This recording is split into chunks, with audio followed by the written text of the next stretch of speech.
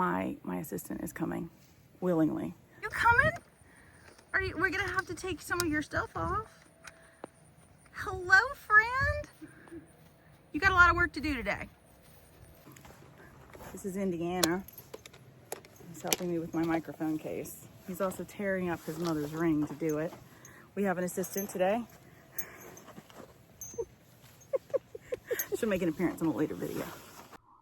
One of the hardest things as a dressage instructor to teach for most people is lateral work.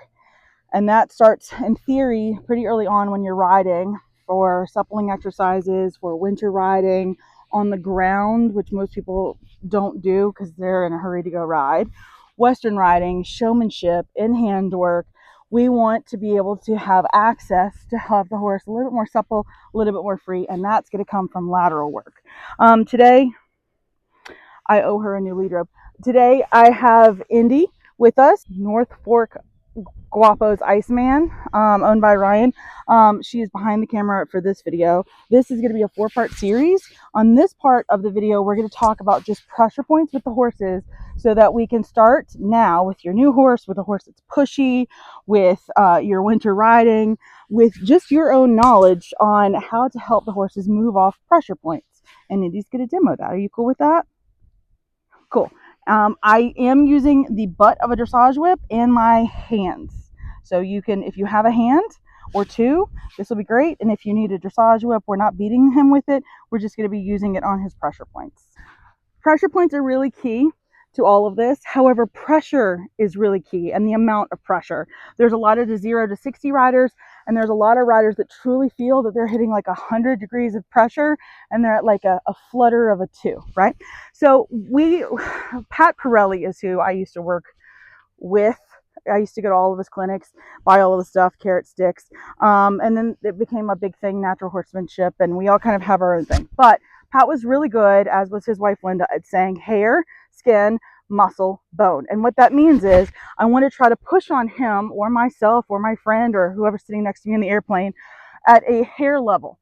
Meaning I want to just kind of move off with just minimal touch. That's the end game. That's not going to be your starting game. So if we're going to really set the bar high, it would be that they move when the hair is touched or before I even get to the hair.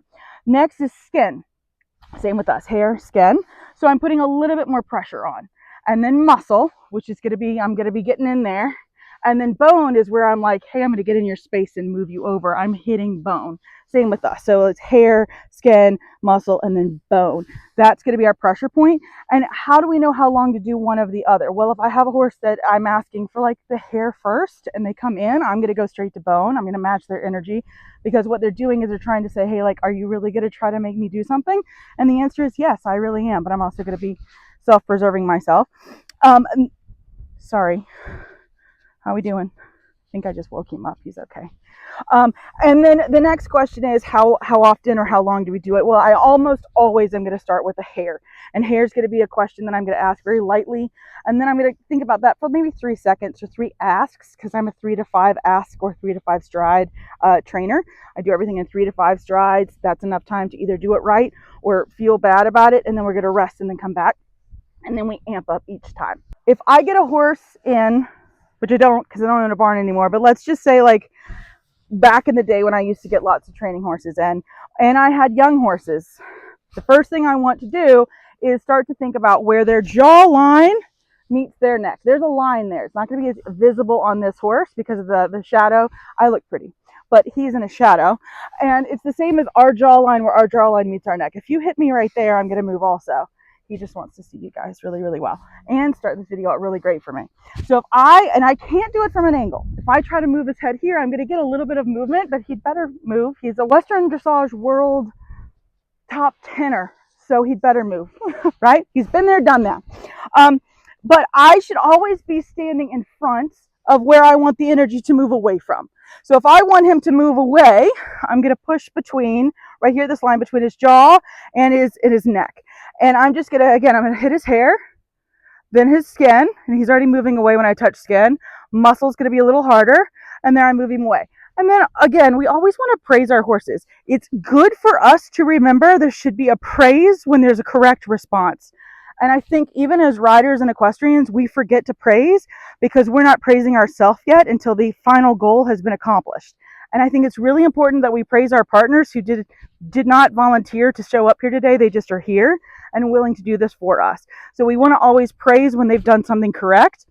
I also like to go ahead and use this as an opportunity when I'm working with a young horse, starting a horse, or working with something when we're going to do more lateral later, or we're working on trailer loading, to use words. The next pressure point, I'm going to walk him forward just one stride. Good boy. Well, see what is where the shoulder and the neck meet. Yep, right there. Good boy. And again, I'm just going to push on this. Hair first, skin, muscle, bone is going to be a little bit more forward, and I want his leg to cross. And his leg didn't cross, so I'm going to, good boy, good boy.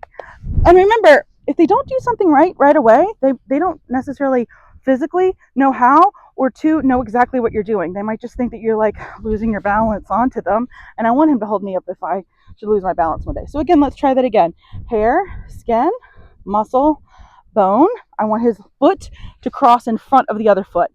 We're going to talk about that in a later video, but it's really important that when we're teaching lateral to really watch that their front foot or back foot, should we want it to, but whatever foot, we want it to cross in front of the other foot. Most horses have one way that they're great at moving, and then they'll go under the other direction. And it's going to be a top line strength issue, stretching issue.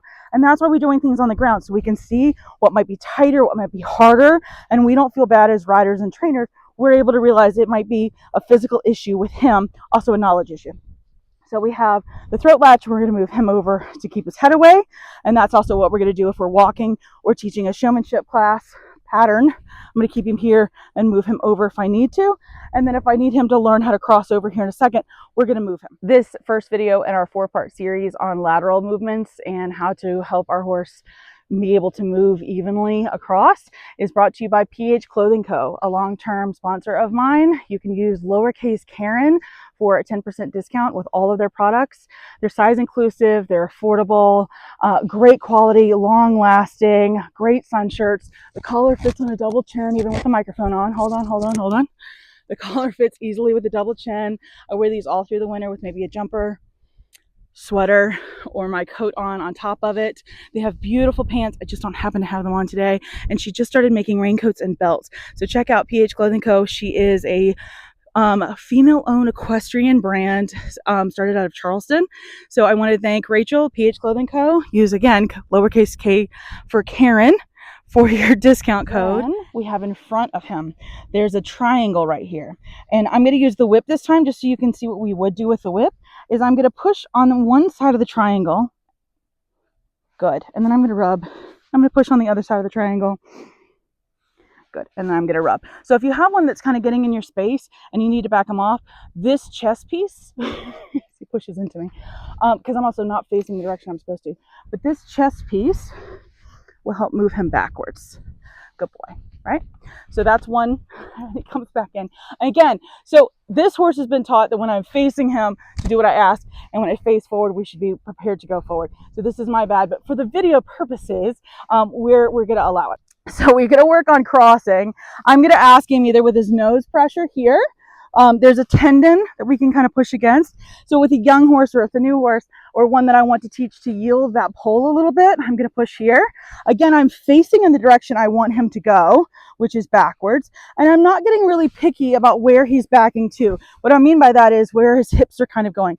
But I am documenting it. And if you do have a Mindset Equestrian journal, this is where we start to document. He likes to shift his hips right when we back. So that's really important to kind of take note of. Now, a minute ago, we were able to yield this side, which is the side we normally lead from, correct? And because we normally lead from here, we normally get on from this side. This side is usually the one that the horses are most accustomed to and the riders and handlers are most accustomed to. So we're going to make it a little uncomfortable and move over here and do the same things. Now I can use the butt of the whip, face towards him. You're not helping with the video, buddy. So I'm going to just kind of easily push his head away and then rub. And then I'm going to move to about here next to his shoulder and ask him to move away here, which he's doing. Now, here's what's really interesting.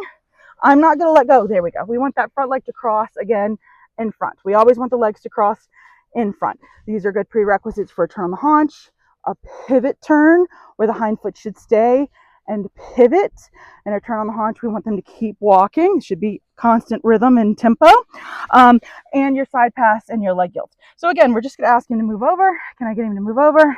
Will this leg cross in front? Good boy. Good boy. And again, I'm going to rub that because he's being a great boy.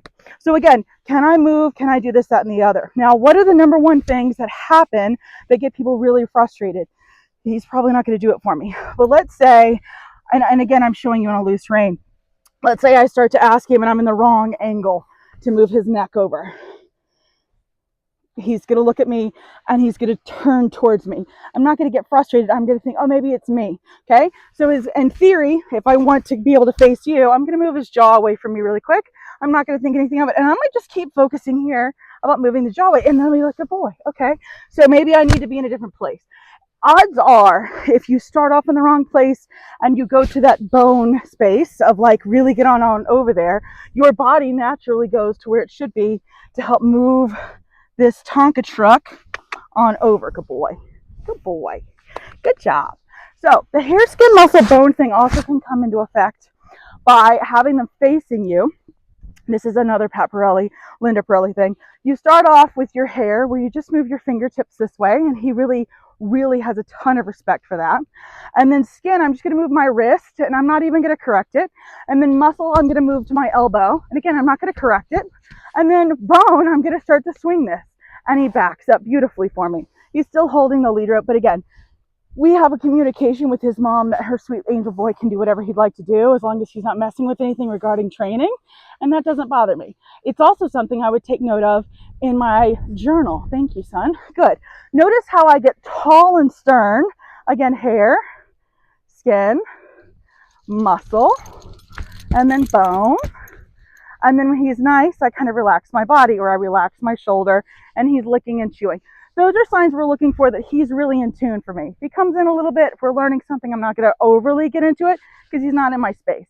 But I like the soft ears. I like the ears on me. I like the soft eyes, I should say, ears on me, and licking and chewing. Okay? I'm going to do one thing, relax, let him think about it, pause, and I'm going to put a period on that sentence. A lot of people go from one movement and then straight into the next and wonder why they're not set up properly for the next movement while in training. Well, you're trying to make a finished product too quick. You're trying to ice a cake and it's still eggs uncracked on the counter. So we have to put a pause, a period on everything. And I'm going to say, hey, just because I move my hand does not mean that you should come into my space. There we go. We do this a lot with the geldings, the studs, and the babies. There you go. Now, if I want him to come in, I'm just going to kind of just very softly say, hey, walk forward. Now, if you notice, I did not ask him to be a, come on. Thank you for helping me on the video. I really appreciate you. I did not ask him to be a CK. I'm now going to do it. So I could have started early, but I'm teaching or talking to you all. So I didn't mention BACK first. So now I'm going to approach him differently. I am now eyeballing him, and I'm going to say back up, back, back, back. Good. Good boy. Back, back, back. Good. Good boy.